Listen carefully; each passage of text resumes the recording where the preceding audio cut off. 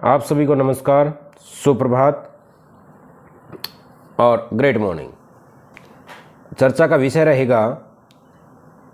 विषय आज कक्षा 7 में संस्कृत व्याकरण में क्या पढ़ेंगे? नदी शब्द रूप को पढ़ेंगे। हम पहले भी चर्चा कर चुके हैं और आज फिर से यह चर्चा कर लेते हैं कि शब्द रूपों को करने से पहले कुछ नियम जान लेते हैं, उनके बारे में कुछ सिद्धांतों को जान लेते हैं कि किन प्रत्ययों से मिलकर शब्द रूप बनते हैं, उनको जान लेते हैं। जैसे बताया गया है कि वर्णों के सार्थक मेल को क्या कहते हैं? शब्द कहते हैं। वर्णों के सार्थक मेल को शब्द कहते हैं और शब्द ही भाषा का आधार है। कोई भी शब्द तभी वाक्य में प्रयुक्त हो सकता है जब उसे पद बना दिया जाता है। पद बनाने वाले प्रत्यय दो प्रकार के होते हैं, यानी कि जब शब्द को हम पद बना देते हैं तो वो वाक्य में प्रयुक्त हो सकता है। और शब्द से पद बनाने के लिए हम दो प्रत्ययों का प्रयोग करते हैं, सुबंतों का और तिङंतों का। प्रस्तुत प्रकरण में, इस प्रकरण में, शब्द रूप प्रकरण में हम चर्चा करेंगे सिर्फ सुबंतों की। सुबंत क्या होते हैं? जब हम मूल शब्दों के साथ, मूल शब्द जैसे राम शब्द है, मूल शब्दों के साथ सु और जस प्रत्यय जोड़कर पद बना देते हैं तो वो सुबंत कहलाते हैं। सुबंते कहलाते। सुबंतों के भी दो रूप हैं, अजंत और हलंत। अजंत क्या होते हैं? अजंत दो शब्दों के मेल से मिलकर बना है, अच प्लस अंत। यहाँ अच से तात्पर्य क्या है? समस्त स्वर है। इस प्रकार अजंत वे शब्द हैं जिनका अंत स्वरों से होता है, जैसे राम है, देव है, हरि है, लता है, नदी। ये क्या है? हमारे अजंत हैं।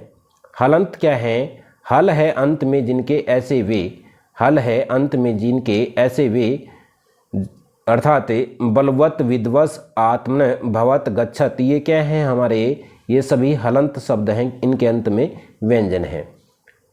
वचनों के बारे में हम जान लेते हैं। वचन किन्हें कहते हैं? जिससे हमें किसी वस्तु की संख्या का बोध होता है। यहाँ पर 3 वचन हैं, एक वचन, द्विवचन और बहुवचन। लिंग भी संस्कृत भाषा में 3 है, पुल्लिंग है, स्त्रीलिंग है और नपुंसकलिंग है। फिर इम्पोर्टेंट चीज़ क्या है? संस्कृत भाषा में 2 प्रकार के शब्द होते हैं, एक परिवर्तनशील होते हैं, एक अपरिवर्तनशील होते हैं। परिवर्तनशील कौन से होते हैं वो जान लेते हैं।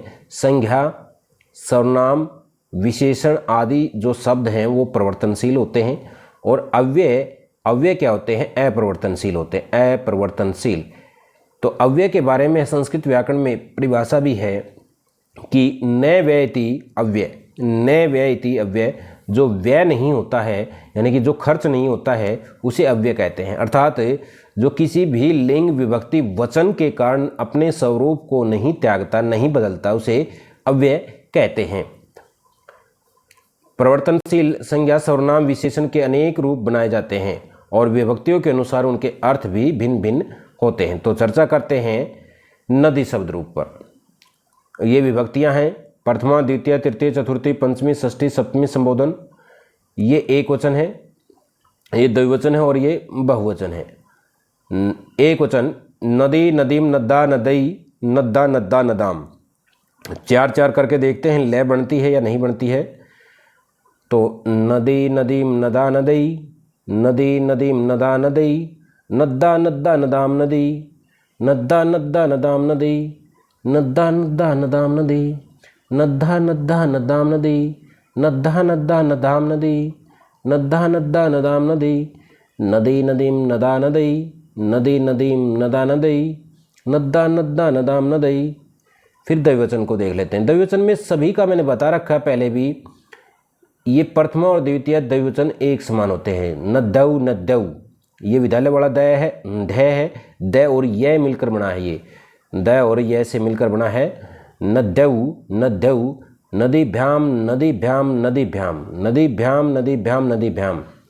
नद्धो, नद्धो, हे नदौ, नद्धो, नदो, हे नदौ, नधो, नदो, हे नदौ, नधो, नदो, हे नदौ।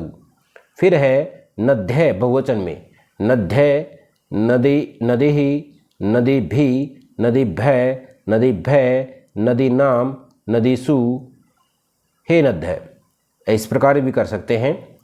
नदी नदौ नदी नदौ नद, नदी नदौ नद, नदीम नदो नदी, नदीम नदो नदिः, नद्धा नदीभ्यां नदीभिः, नद्दै नदीभ्यां नदीभ्यः, नद्धा नदीभ्यां नदीभ्यः, नद्धा नद्धो नदीनां, नद्धां नद्धो नदीषु, हे नदी हे नदौ हे नद।